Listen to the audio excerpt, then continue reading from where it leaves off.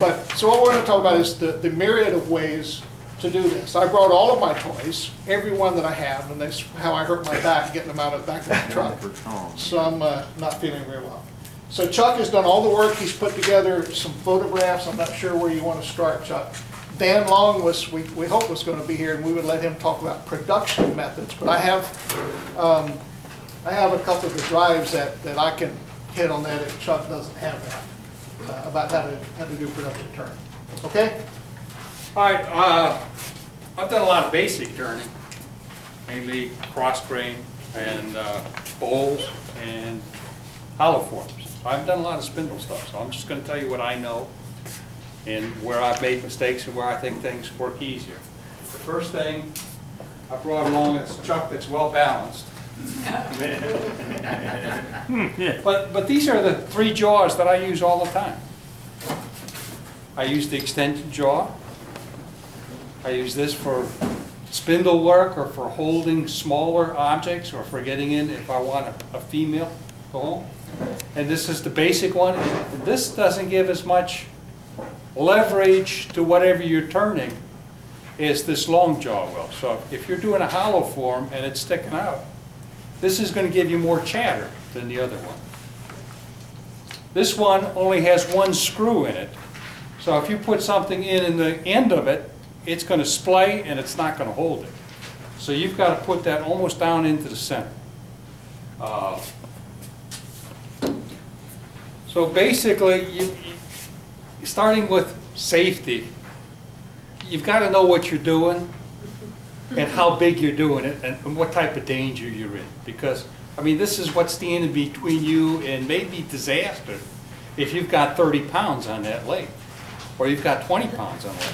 If you've got a pound or 6 ounces, it's not so important. So you've got to know what you're doing. You've got to know what type of cuts you're going to make and what your skill level is. Because when I was beginning, I wasn't resting on the bevel. And so I couldn't go over, and most of it was scraping. And you're putting a lot of tension on. You're trying to bust that piece of wood off. Once you've got that bevel resting, you shouldn't be using your muscles very much at all. You're just steering that thing, and you're just going down the highway, and everything's happy. So know what level you're at. And as you get the skill up, use a higher and higher lathe speed, because you can go a lot faster, and you're going to get a lot less chatter. I've only got a 4-speed lathe, and you'll see a picture of it. It's a 1970s lathe. It'll also depend on the type of tools you used and the mounting technique. So again, and I can pass this around. It's fairly heavy. People want this passed around so you can look at the jaws. These are just standard jaws you buy at the Woodcraft. And I've also got a cold jaw, and I didn't want my thing dropped and break this one off. This is how you mount a platter backwards. I brought mine if you want to show it now, or I can show it later. What's that? The cold jaw set. Why don't you go ahead and show it? Because I've got it set up, so I'm going to talk a little bit about bowls and hollow forms. And then I'll do what I know on spindles, which isn't very much, but Ed can hop in, Bob can hop in. But also the strength of the wood will have an impact. So if you're working with cherry, that's pretty strong. Walnut, that's pretty strong. You can really work to it. But if you've got a piece of pine, or you've got a piece of cedar, and you put it to that, you'll knock that dovetail right off. Just knock it off, and it's nothing you did wrong. It's just that that wood isn't strong enough to hold what you're trying to do. Well, just by way of illustration, these jaws, the rubber stoppers on here, I'd have to take them out, move them out a couple more holes because this isn't quite big enough, but you can visualize. Move these out, put that in there, and then rotate, and you see them close down, and they'll grab that bowl by the rim so that you have totally unobstructed access to the foot, to turn the foot or to clean up the bottom. I mean, anything. You imagine holding it like that and it's spinning, you can do anything you want to out here anywhere. So the cold jaws are really, really handy to have. And then you just buy one of the cheaper chucks to put on the back. You don't need the big scroll chucks. I have them dedicated. I don't have to change the jaws. Now, a play on that is, this is the Longworth chuck. What'd you call it? Longworth. You can make these from plans on the internet. Let's see. The difference with this one is it's like a scroll action, and I don't have to move those pins like I do on the cold jaws. Right? It's just by spinning action like that. And then, now the goofy thing about this, you put this in your normal scroll chuck and hold it this way. These screw threads are spinning on the back. You have to tighten each of these down individually, but that's a whole lot easier than taking these the pins out of the cold jaws. And you have to be careful because that thing is spinning right here, but hopefully you're only working on this side of the leg. So this ain't cheap, but you can get the plans on the internet and make your own out of plywood or MDF, I think is the plans they use. All right? Do you use the vacuum chuck at all? Or do you prefer? We'll talk about that. Okay. Yep. Big comment. Yep. One comment I would make on the cold jaws is if you have wet wood and that wood touches this, sometimes you'll discolor the wood. So just put a little bit of blue tape or masking tape on your wood so that the wood isn't touching the aluminum.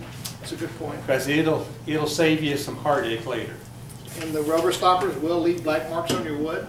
I called Australia, told them about it. They said, we've never had that report. We'll send you a new set of pins. Maybe you got some lacquer or something on them. So they sent me a new set. I put them in there and left black marks. So don't believe them when they say it won't. But if you do, like he says, put some blue tape around it, it'll protect. Just put painter's tape on it. It'll save you all kinds of heartache. Yeah. But a single layer. Don't put a lot of blue tape on there because you're going to get a wobble. Now, one other thing. First time you use these, and you put this on here, depending upon how heavy-handed you are and how confident you are, put some tape around this thing, tape it to the back of your cold jaws, gives you a little bit more added protection in case you get a little bit of catch. Because they will come out of these rubber grippers. They will. Absolutely they will. I know it. And I still do it. They'll come out. So put a piece of tape diagonally across here, one here, and that should be plenty. That should be enough. Well, I'll add something to that. Is set this right on your jaw and then jam chuck it so it's not going to come off. Just let for that. And do the last heavy cut. work. Yeah. You can't do the last bit. Right. But the last bit you should be just feather touching. Okay. You're not removing very much. But if you put it on there and if it comes off consistently, you're doing something wrong. We'll all get a minor little glitch now and then that'll come off. But I've gotten to where I can put them on here and almost never put tape on it to hold it. Unless it's a really thin piece, and you know I do thin pieces. They will flex and they'll give and they'll pop out really easy. I tape those down every time. Yeah. I used the stretch clear wrap Yep. to hold it. Yeah. Does a nice job. One of the things I do if I'm using cold jaws or something like that, I'll often take out the pin from the tailstock. So, because when you're doing that last bit, every time you jam that in, you're just making it that much more you have to turn out. I've taken the pin out of my tailstock. I've got two. I've got one where the pin just barely sticks out, and it's mainly to register the point, and the other has no pin at all for when I first started. When I first read about this, I was supposed to have these angles fit, the dovetails fit exactly. That's not the way I generally do it now, but if it fits exactly, it's fine. But this part has to be flat, but I'll usually go in just a little bit, like that. So it's touching the inside, and it's jamming against the outside. And that gives you good leverage.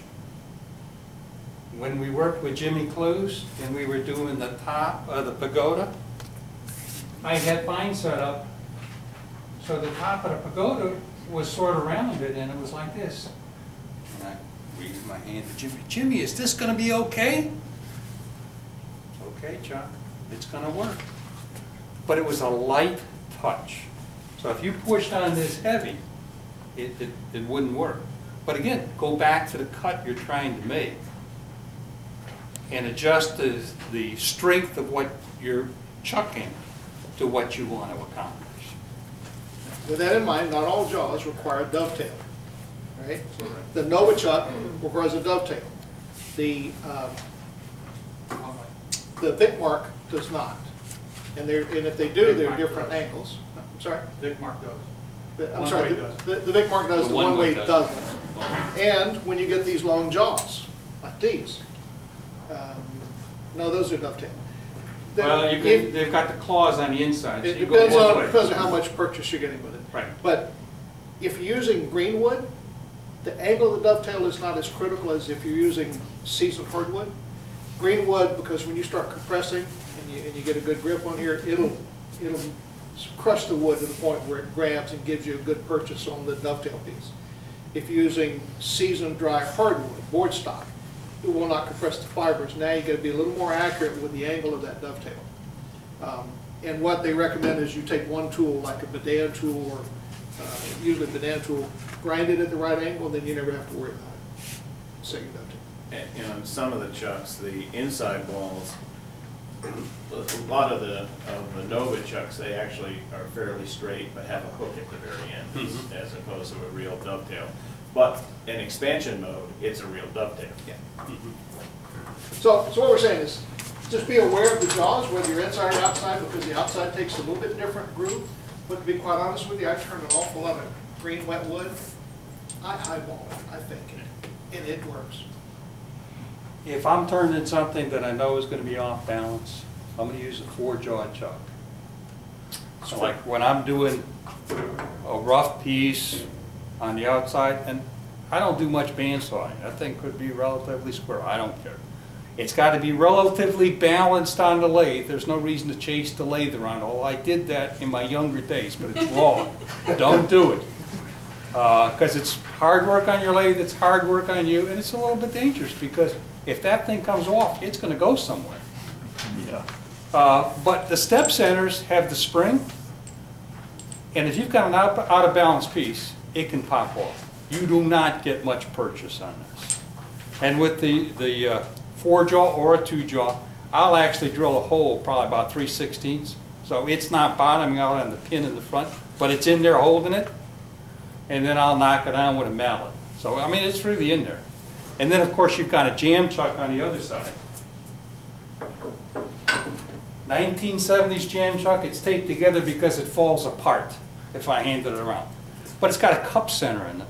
And this is what Don Geiger mentioned at the last end. And I think it's worth its weight in gold.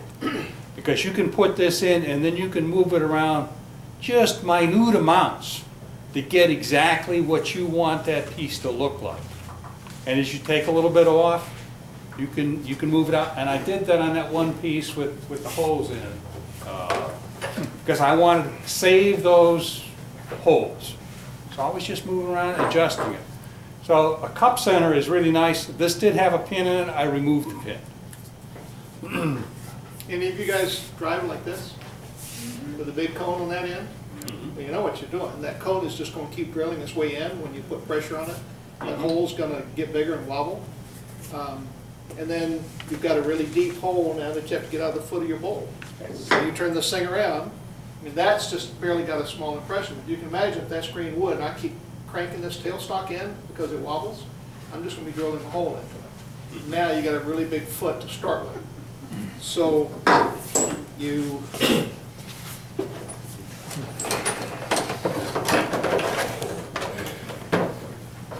depends on which kind of life center you have. This is the one way. You see, that one has no pin at all in it either.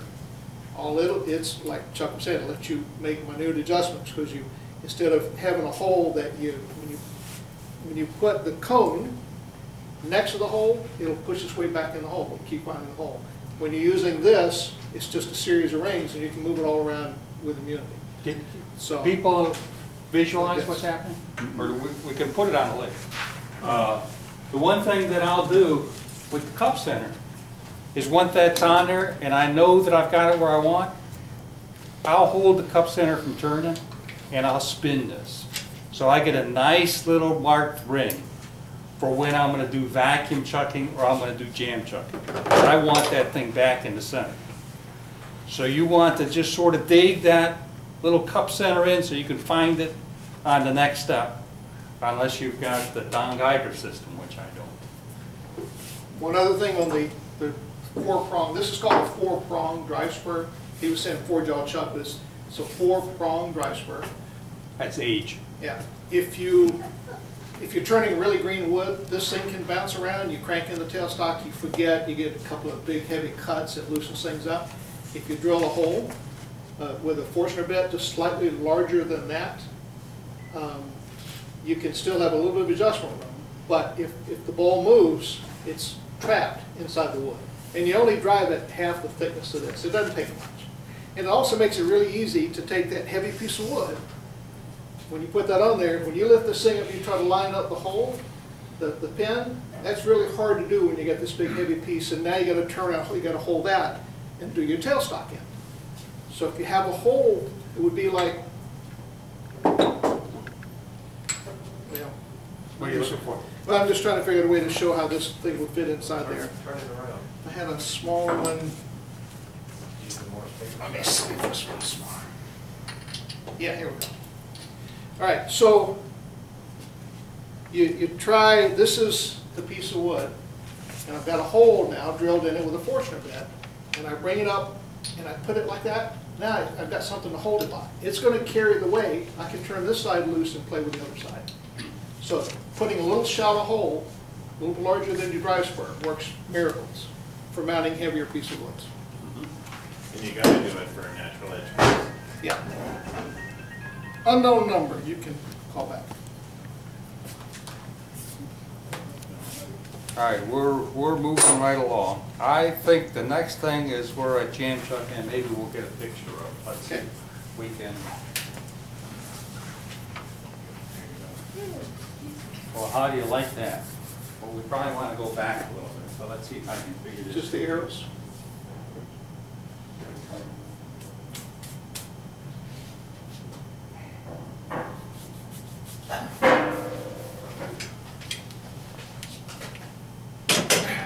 No, Chuck's a tool collector. I'm going to have to keep mine put away. I've got mine marked in blue tape, and besides, they're cheaper than yours. If they're low priced, they're probably mine. If they're old, they're mine. I use the long jaw, and I'll hold this with a female dovetail on the bowl. After I've jam chucked it here, then I'll turn a male on it. And now I'm holding that piece, and I can take the tailstock off because I've already pretty much shaped that piece. And I've roughed out the rough turning of it. Now I can come around and I can make a nice push cut on this and get the outside of the bowl about what I want it to look like, and I don't have a lot of sanding to do. So you can do a bowl that's maybe 3-4 inches deep by doing this. So that means that when I rough turn something, let it dry, I leave a little extra in there so I have a little bit of room to put that female dovetail. When I first started, I just put the jaws right against it because I don't care whether it marks it or doesn't mark it. It doesn't make any difference to me. Then I'm going to flip it around. I'm going to put the female dovetail, do it, finish the back. Then I'll turn it back around and finish the front. And if you're not doing thin wall, this is going to be within maybe a 32nd or 64th of what that shape is in your wall thickness. If you're going to do a thin wall, then you got to reshape the outside anyway. So we're going to go down here in a couple of slides. So that's getting ready to shape the outside. This is the rough before it's been started. Go ahead. That's, you can see that it's offset, and this is still, it's wobbly here. I mean, it is not flat. I didn't worry about flattening out at this point. All right, go ahead and hit the next one. Now, at this point, I put a little dimple in the center, which I may not, but I put the ring. And now I have two options. One is, and I should have my little piece of wire here.